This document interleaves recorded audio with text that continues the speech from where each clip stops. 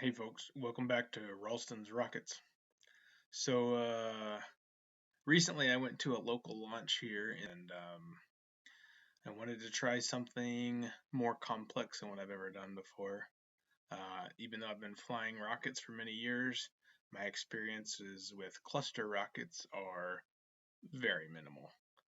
I only just started experimenting with cluster rockets the last few months.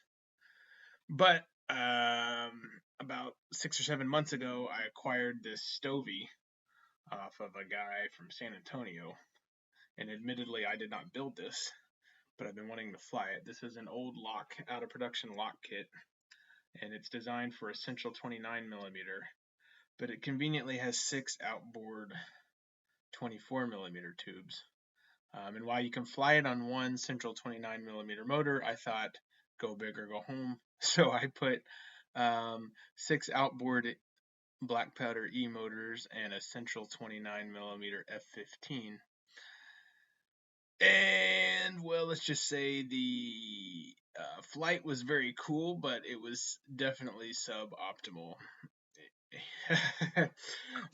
As you can tell from some burn marks on it and whatnot.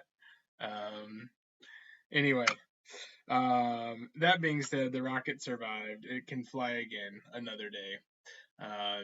But here's some photos.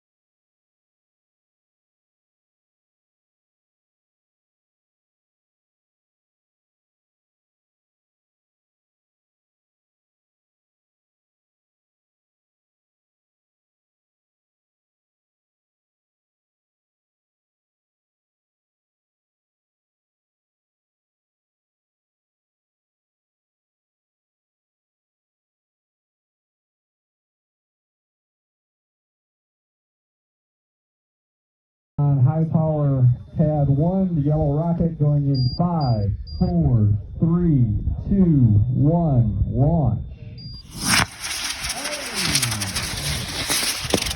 Wow. So what is my next plan for this old LOC Stovi? Try it again.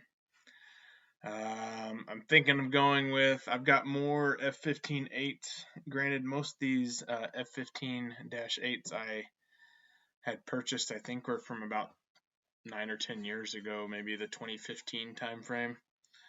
But I really didn't expect the CATOs, but I guess it happens. I've got some of these old D11s that are also out of production but still in package. I was thinking of trying again. I could put those around in the outboard motor mounts, or I was even thinking about putting a bunch of adapters in, like maybe a central F or E and maybe 6 C65s with the adapters. I don't know. We'll see. In any case, the nose cone section, I did have it optimized weight wise with like 6.5 ounces of clay to fly, because the black powder Mobies are obviously really tail end heavy. So in order to meet my center of pressure mark and have about 0.9 to 1 calibers of stability off the rail, I had to add all that extra clay. But so let's talk about the damage. What damage did the massive CATO Fireball do? Well, starting at the top here, the nose cone section and the upper payload section really didn't do any damage. It actually landed kind of like a dart in the dirt. And there's just a tiny little crack, I don't know if you can see that, in the paint. And that's the only thing. Other than that, it's completely unscathed. Scathed the upper half. The lower half, obviously where the motors go, didn't fare so well. A little charred on the inside, but it would have been that way from black powder ejection charges anyway. A little charred on the back end, that's to be expected. And as you can see, beautiful landing burn marks. Haha, JK. Kind of all the way around the rocket from venting the CATOing motors, because gases weren't supposed to go in that direction. Anyway, there is a bulkhead here, so when they blew, it vented up outwards in between the tubes, which I guess prevented the bulkhead from blowing out. But it didn't matter anyway, because when the central F-15 blew, well, that's what launched the nose cone forward, and everything. If just the outboard motors had CATO'd, it probably would have still kept flying. I think maybe under the F-15, it would have just had some weird funky stuff going on as it flew through the air. Other than that, it did crack a fin. I did sand it down and already re-glue it and straighten it out. It's fixed. I'm not going to repaint it. I kind of like it that way. And that's about the only damage to the lower half, so totally still reflyable.